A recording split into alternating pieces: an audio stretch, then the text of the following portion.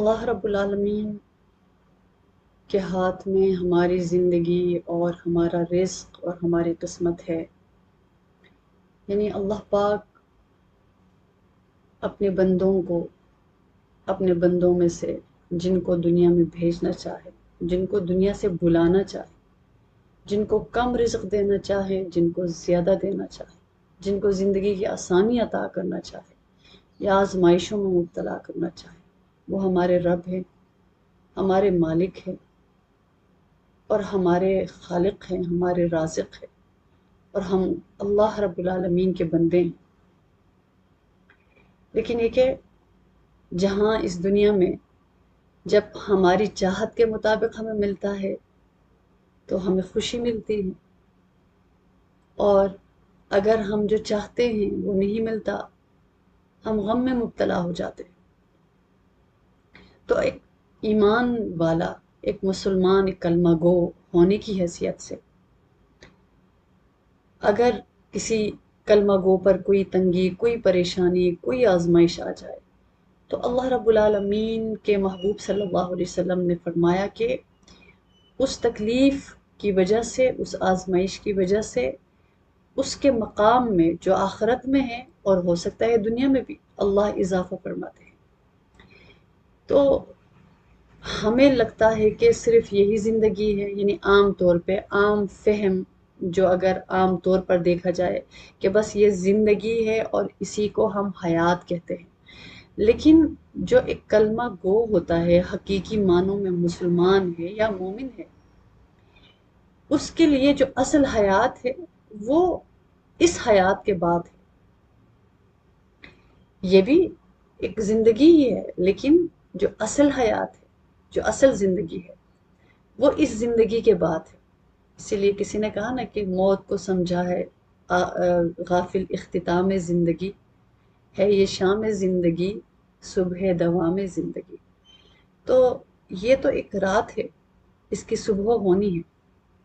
تو اس دنیا میں بچھڑنا، اس دنیا میں غم سہنا، اس دنیا میں اپنے پیاروں کی جدائی کو سہنا، اس دنیا میں اپنوں کو بے وفا ہوتے ہوئے دیکھنا، اس دنیا میں جو چاہتے ہیں اس کا نہ ملنا، اس دنیا میں اور بہت کچھ ہم فیس کر رہے ہوتے ہیں۔ یعنی کبھی خوشی کی جھلک اللہ عطا فرماتے ہیں، لیکن ایک آزمائشیں خوشیوں سے زیادہ ہوتی ہیں۔ تو انسان یوں چلتے چلتے چلتے چلتے دنیا سے گزر جاتا ہے۔ تو جو انسان دنیا میں کسی بھی آزمائش میں مبتلا ہو کر، آپ سمجھ لیجئے گا کہ وہ کوئی کسی بھی طور پہ آزمائش ہے جو اس کو اللہ کے در سے جوڑ رہی ہوتی ہے، جیسے کوئی بیماری کی آزمائش ہوتی ہے، سخت کوئی تکلیف ہوتی ہے، بہت بڑی کوئی بیماری میں انسان مبتلا ہو جاتا ہے اور دنیا سے رخصت ہو جاتا ہے، اللہ کو پیارا ہو جاتا ہے۔ تو اب دیکھیے گا کہ اللہ رب العالمین ہمارے رب ہیں، ان کے بندے ہیں۔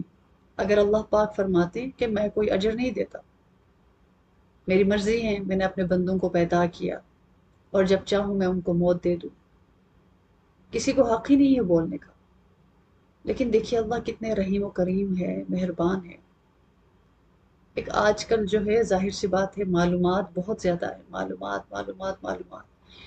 تو اسکرولنگ کرتے کرتے بہت کچھ سامنے آ جاتا ہے۔ تو جن لوگوں کو دین کی بیس کا نہیں پتا اور جو دینی طور پر اپنی تربیت نہیں کراتے یا قرآن عظیم الشان سے تعلق نہیں جوڑتے، ان لوگوں کو زیادہ آزمائش پیش آتی ہے جب ان کے سامنے اتنے بڑے بڑے مسائل آتے ہیں، بڑے بڑے سوالات آتے ہیں کہ دین کے حوالے سے اعتراض پر مبنی، کہ یہاں تک کہ اعتراض کرنے والے اعتراض کرتے کرتے اللہ تک بھی پہنچ جاتے ہیں، اللہ کے بارے میں سوال کرنے لگتے ہیں کہ وہ ہیں، اچھا کیا وہ ہیں؟ وہ اگر وہ ہیں تو فلسطینیوں کی مدد کیوں نہیں کرتے؟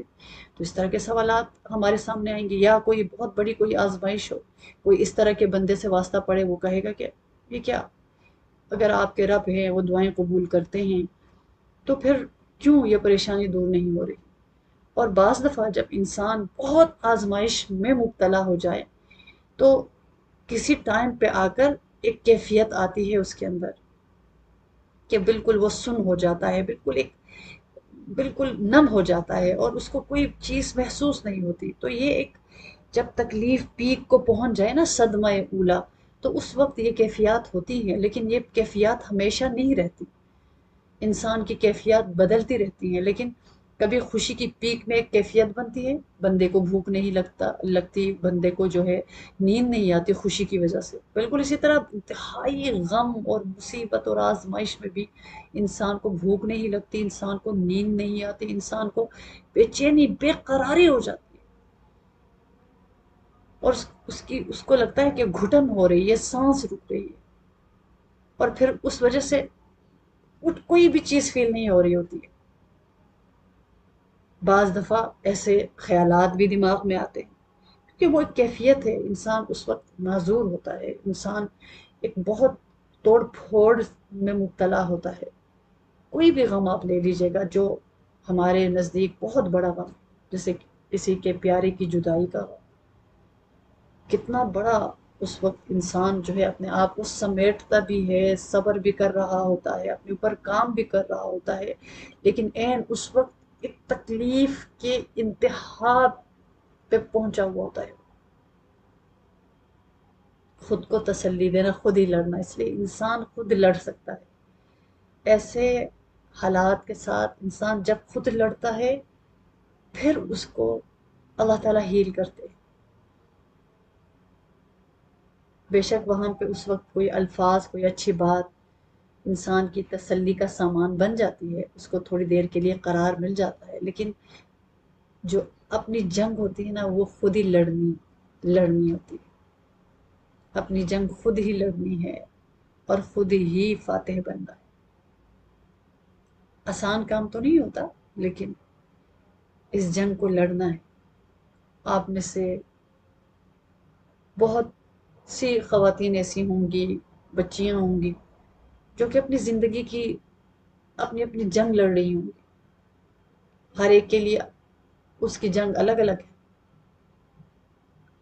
تو کئی دفعہ خیال آتا ہے کہ کب تک لڑتے رہیں گے ہم، کب سکھ ملے گا، کب چین ملے گا. تو یاد رکھیے گا کہ یہ دنیا یہی ہے، دنیا میں خوشی کم، آزمائشیں زیادہ. یعنی دنیا ایک حال ایک طرح سے نہیں ہوتا کہ سیدھی لائن ہے بس خوشیاں ہیں خوشیاں ہیں خوشیاں ہیں.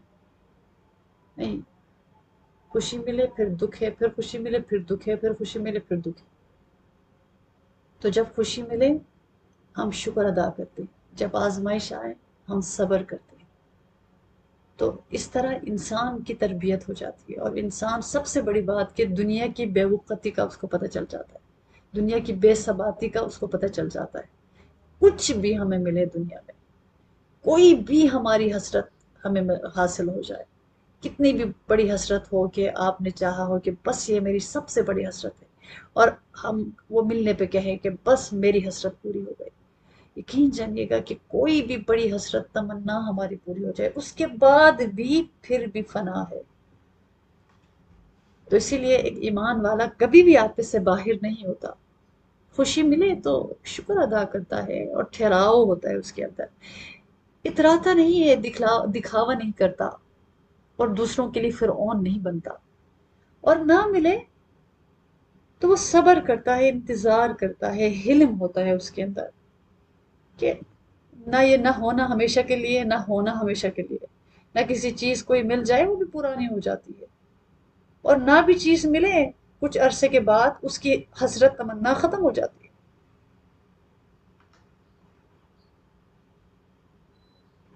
اصل میں دنیا میں رہتے ہوئے جتنی جلدی ہم سمجھ جائیں نا کہ یہ دنیا کی حقیقت کیا ہے، اسی لیے کتنی دعائیں ہمیں ملتی ہیں.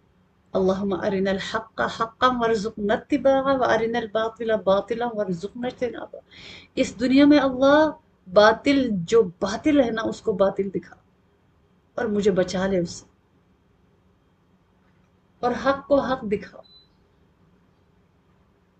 جو اصل حق ہے وہ حق مجھے ایز اٹ از نظر آئے اور میں اس کو اپناؤں. تو یہ افواہوں کا دور ہے، ہمیں بہت آسانی سے باتوں کی سمجھ نہیں آتی، ہمیں ایک دم سے کچھ بھی چیزیں نہیں کھلتی. آپ دیکھ لیجئے گا کہ ہمارے سامنے ڈیلی بیسس پہ کیسی کیسی خبریں آتی ہیں اور ہم عبرت پکڑتے ہیں. اگر بلکہ عبرت پکڑے تو کیا ہی بات ہے، ورنہ دو تین کے دن 2-3 دن گزرنے کے بعد پھر وہی آزمائش ایک اور جگہ سے سامنے آتی ہے، پھر وہ ایک اور واقعہ ایک اور جگہ سے سامنے آتا ہے. جیسے اب شاید آپ لوگوں کو آپ کی نالج میں بھی بات ہو کہ ایک ماں نے اپنے 3 بچوں کو زہر دے کے خود بھی زہر دے کر مر گئی. اب حقیقت کا علم تو اللہ کو ہے کہ اصل میں کیا ہوا تھا، اصل میں کیا بیتی، کس کا قصور تھا، کیا وجوہات تھیں، اور اسی طرح اس عورت پر کیا بیت رہی تھی اور کیا گزر رہی تھی. آخر کون سی ایسی بات تھی، کون سا ایسا واقعہ تھا، کون سے ایسے حالات یا رویے تھے کہ اگر اس نے کیا تو اس کو انتہائی قدم اٹھانے پہ مجبور کر دیا، یا کسی اور نے کیا، جس نے بھی کیا اللہ جانتے ہیں، اللہ کو پتہ ہے، اصل علم اللہ کے پاس ہے. لیکن جب ہم یوں دیکھتے ہیں تو ہم سوچنے لگتے ہیں کہ یہ کیسے ایک ماں کر سکتی ہے کہ 9 مہینے اپنے بچے کو اپنے پیٹ میں رکھ کے پھر اس کو دنیا میں لانا، اس تکلیف سے گزر کے پھر اس کے لیے راتوں کی نیندوں کو حرام کر دینا اپنے پر، اور اس کو سینے سے لگائے رکھنا یہاں تک کہ وہ کرولنگ کرتا ہے، چلنے کے قابل ہو جاتا ہے، دوڑنے کے قابل ہو جاتا ہے، بولنے کے قابل ہو جاتا ہے، اور یہاں تک کہ وہ جوان ہو جاتا ہے بچہ. تو اور وہ بھی ایک نہیں، دو نہیں، 3 بچوں کو ایک ماں جس کی ممتا کی مثال دی گئی اپنے ہاتھ سے مارنا. ہمیشہ ماؤں کی مثال دی جاتی ہے کہ ماں کی ممتا یوں ہوتی ہے. اللہ کی رحمت کا ذکر آتا ہے، ماں کی ممتا سے اس کی مثال دی جاتی ہے. تو جب ایسے واقعات آتے ہیں نا، یہ ان یوزول واقعات آتے ہیں، ایسا نہیں کہ ہر جگہ یہ ہوتا ہے لیکن یوں بھی ہو رہا ہے، تو ہمارا جو رویہ ہوتا ہے نا کہ جب ہم کسی جگہ دیکھتے ہیں کہ مثال کے طور پر کسی دیندار سے کوئی غلط کام سرزد ہو گیا تو ہم سب دینداروں کو لعن طعن کرتے ہیں. اگر کسی ایک ڈاکٹر سے غلط کسی لالچ یا اس طرح کا معاملہ سامنے آیا تو ہم سارے ڈاکٹرز پر طعن کرتے ہیں. اسی طرح کیا ایک ماں نے یا 2-3 ماؤں نے ایسا معاملہ کیا تو کیا ساری مائیں اور ان کی قربانیاں رد ہو جائیں گی؟ ایسا نہیں ہوتا. یہاں پہ ہمیں اپنا رویہ درست کرنا ہوتا ہے اور اس عمل کو اسی کے ساتھ جوڑ کر اس کو سمجھنے کی ضرورت ہوتی ہے. کتنی مائیں جو قربانیاں دیتی ہیں اپنی اولاد کے لیے، بلکہ اپنا جو ہے بچوں کی وجہ سے پوری زندگی صبر کر کے دنیا سے چلی جاتی ہیں، لیکن وہاں پہ ایسی ماؤں کی بھی مثالیں سامنے آتی ہیں. باپ کی پاکیزگی کی مثال دی جاتی ہے، لیکن بعض دفعہ ایسے واقعات سامنے آتے ہیں. بہرحال وہ ماں جو دنیا سے گزر گئی اور جو اپنے بچوں کو زہر دے کر، دیکھیے ہم یہ نہیں کہہ سکتے، ہم یقینی طور پہ پولیس کی رپورٹ ہوتی ہے، عدالت کے فیصلے ثبوتوں کی بیس پہ وہ کرتے ہوتے ہیں، لیکن اصل واقعہ کیا ہوا، اسی لیے اللہ نے ججمنٹ کا ایک دن رکھا ہے. اصل میں وہاں پہ کھلے گا کہ ہوا کیا تھا، کس کا کتنا قصور تھا.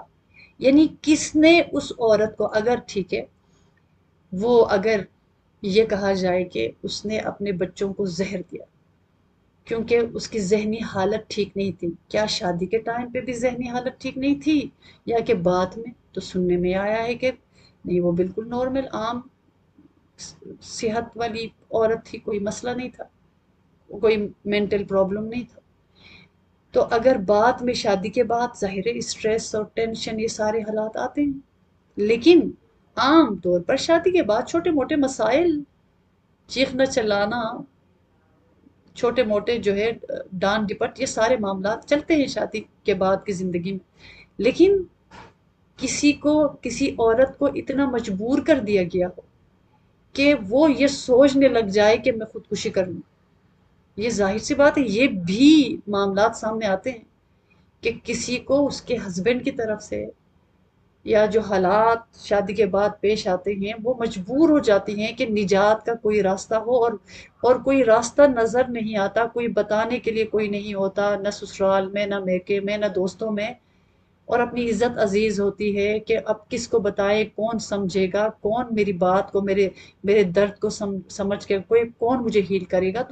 تو بعض دفعہ جب انسان اس طرح کے حالات میں گھر کر مسلسل جب یہ ٹورچر ہوتا رہتا ہے، تو ایک وقت آتا ہے وہ انتہائی مایوسی میں مبتلا ہو جاتا ہے، اور انتہائی مایوسی کے بعد پھر انتہائی قدم اٹھاتا ہے، اور وہ یہ کہ اپنی زندگی کا خاتمہ کرنا.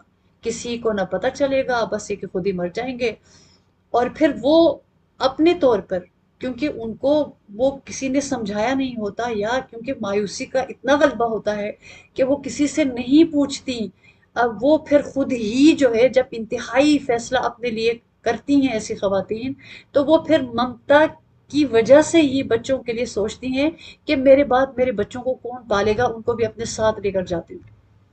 حالانکہ یہ انتہائی غلط. اور دیکھیے کہ اب خودکشی کر لینا اور پھر دوسروں کو قتل کرنا، اللہ رب العالمین اس کی ہرگز اجازت نہیں دی ہے، اور یہ حرام ہے. لیکن ہم ایک رویے کی بات کر رہے ہیں، ایک کیفیت کی بات کریں کہ کوئی بندہ کسی کو ٹائملی جب نہیں دیکھا جاتا نا، تو وہ انتہائی قدم اٹھانے پہ وہ انسان مجبور ہو جاتا ہے. ایک بیماری ہوتی ہے نا، ٹینشن، ایک بیماری کوئی بھی. اسی لیے ہمیں کہا جاتا ہے کہ اللہ کا ذکر کریں، نماز پڑھیں، اپنے آپ کو ہیل کریں، اپنے فیملی کو ٹائم دیں، کہیں کہیں باہر نکلیں، گھٹن میں مبتلا نہ کریں خود کو. کوئی شیئرنگ ہو کسی سے، کوئی تو اپنا ہوگا نا. نماز میں سجدوں میں دعائیں مانگے، اللہ سے سرگوشی کریں، اللہ کو سنائیں، روئیں، وہ چیز نکل جائے باہر، اور وہ انتہائی قدم کی طرف بندہ پھر نہ جائے. تو وہ اللہ اللہ جانتے ہیں وہ خاتون کیسے گئی، کیوں گئی، کیا وجوہات تھی. کہ اگر شادی کے بعد وہ انتہائی کوئی ڈپریشن کا شکار تھی، تو لازمی بات ہے شادی کے بعد کی زندگی کے مسائل ہوں گے. اور پھر وہ مسائل زیادہ تر ظاہر ہے میاں بیوی کے ہی ہوتے ہیں. جب ایک جگہ، جب ملک سے باہر ہیں، ایک جگہ ہے، تو وہاں پہ یہی یا تو خرچے کا مسئلہ ہو سکتا ہے، یا میاں بیوی کے رویوں کا مسئلہ ہے، یا کوئی اور ایسے پرابلمس ہو سکتے ہیں. تو کیا اگر انتہائی قدم اٹھایا گیا، تو یہ کس نے ٹارچر کیا؟ کیا میاں نے ٹارچر کیا؟ یعنی کیا میاں نے اس نہج تک پہنچا دیا کہ وہ انتہائی قدم اٹھانے پہ مجبور ہو گئی؟ یعنی ایسا ٹارچر کیا گیا ہو، ایسی تکلیف پہنچائی گئی ہو کہ وہ بے بس ہو گئی ہو، مجبور ہو گئی ہو، اس کو لگنے لگا ہو کہ اب کوئی راستہ ہی نہیں ہے، اس کی وہ جو ڈپریشن وہ ٹریگر ہو گئی ہو، اور اس کو اپنی نجات کے لیے موت کے سوا کوئی چیز نظر ہی نہ آ گئی ہو. تو ہمیں نہیں پتا، لیکن یہ کتنا بڑا حادثہ ہے، کتنی بڑی بات ہے کہ اور پھر وہ باپ اگر واقعی میں وہ بیوی کی طرف سے یہ معاملہ، تو اس آدمی کے لیے کتنی بڑی آزمائش ہے. بیوی بھی چلی گئی، اور جوان بیٹا، دو بیٹے اور بیٹی، کتنی بڑی آزمائش ہے. اگر باپ کا قصور نہیں تھا، کسی بھی طور پہ نہیں تھا، تو بھی کتنی بڑی آزمائش ہے اس باپ کے لیے. لیکن اصل حالات، اصل حقیقت اللہ کو پتا ہے. لیکن ہم اس دنیا میں یوں سمجھ کے ہمیں نہ بتایا جاتا ہے کہ بیٹا شادی کرو گے تو، میری بچی شادی کرو گی نا تو سب ٹھیک ہو جائے گا، سارے مسئلے حل ہو جائیں، ساری عیاشیاں شادی کے بعد کر لینا، اپنے گھر جا کے کر لینا. ہمیں اپنی بچیوں کو صحیح طور پہ ہم سمجھاتے ہی نہیں ہیں. ان میرڈ بچی کو لگتا ہے کہ میرے سارے مسئلے کا حل شادی کے بعد ہے، شادی کے بعد لگتا ہے کہ نہیں، سارے مسئلے کا حل بچوں کے بعد ہے. پھر بچپن میں بچے چھوٹے ہیں تو سوچا جاتا ہے کہ نہیں، سارے مسائل کا حل جو ہے بچے بڑے ہونے پہ. پھر پھر تب بھی جا کے مسائل کو فیس کرنا پڑتا ہے، پھر بندہ ڈپریشن میں جاتا ہے۔ تو اصل میں ہم دنیا کو یوں سمجھتے ہیں کہ بس یہ میری بہشت ہے، یہاں پہ کچھ بھی نہیں ہونا، اور یہ میں نے سوچا تھا، یہ اس کو میں نے اچیو کر لیا، اب تو مجھے کوئی مسئلہ نہیں آنا چاہیے۔ تو سب سے بڑی اور پہلی بات یہ کہ ہم زندگی کی حقیقتوں کو سمجھیں اور اپنی بچیوں کو ٹریننگ دیں کہ بیٹے یہ دنیا کی حقیقتیں ہیں، ہم سب انسان ہیں، یہ جو ہم سے محبت کے دعوے کرتے ہیں نا، وہ محبت یوں ہی نہیں رہتی ہمیشہ کے لیے۔ اور اگر محبت ہو بھی تو ضروری نہیں کہ ہر وقت گن ہی گائے کوئی، نارمل روٹین ہوتی ہے، اس میں چک چک بھی ہوتی ہے، پیار بھی ہے، کبھی غصہ بھی ہے، کبھی ڈانٹ بھی ہے۔ اور پھر یہ نہیں ہے کہ جو میں نے چاہا سب کچھ مجھے حاصل ہو، کبھی کوئی چیز ملتی ہے کبھی نہیں ملتی میری چاہت کے باوجود۔ تو وہاں پہ میرا بیہیویئر کیا ہونا چاہیے؟ تو ہم دنیا کو دنیا سمجھیں، چاہے ہم بادشاہ کی اولاد ہیں یا فقیر کی، اور دنیا سمجھ کے برتیں، پھر انسان انتہائی قدم نہیں اٹھاتا، پھر انسان اپنے آپ کو اس گھڑے میں نہیں دھکیلتا، اس کنارے پہ نہیں پہنچاتا کہ اب تو میرے پاس کچھ بھی نہیں ہے کرنے کو، اب تو میرے پاس کوئی مقصد ہی نہیں۔ اور اسی لیے دیکھیں جو انسان مقصد کے بغیر جیتا ہے نا، وہ بہت جلدی زندگی سے بور ہو جاتا ہے۔ تو اس لیے ہمیشہ اپنی زندگی میں بڑا مقصد رکھیں، اپنی بچیوں کو اپنے بیٹوں کو تربیت ہم دیں، سمجھائیں، یہ کوئی مشکل کام تو نہیں ہے، بتائیں ان کو یہ دنیا ہے، کبھی جاب ملے گی کبھی جاب نہیں ملے گی، کبھی کاروبار اچھا چلے گا کبھی نہیں چلے گا، کبھی انٹرویو کامیاب ہوگا کبھی نہیں ہوگا، کبھی پیپرز میں کامیابی ملے گی کبھی نہیں ملے گی، کبھی گھر کی خواہش ہے نہیں ملتا، اور جب خواہش ختم ہو جائے مل جاتا ہے۔ ہر طرح کے حالات اس دنیا میں آئیں گے ہمیں آزمانے کے لیے، ہماری آزمائش کرنے کے لیے ہمارا رویہ کیا ہونا چاہیے۔ اور اللہ پاک کیوں؟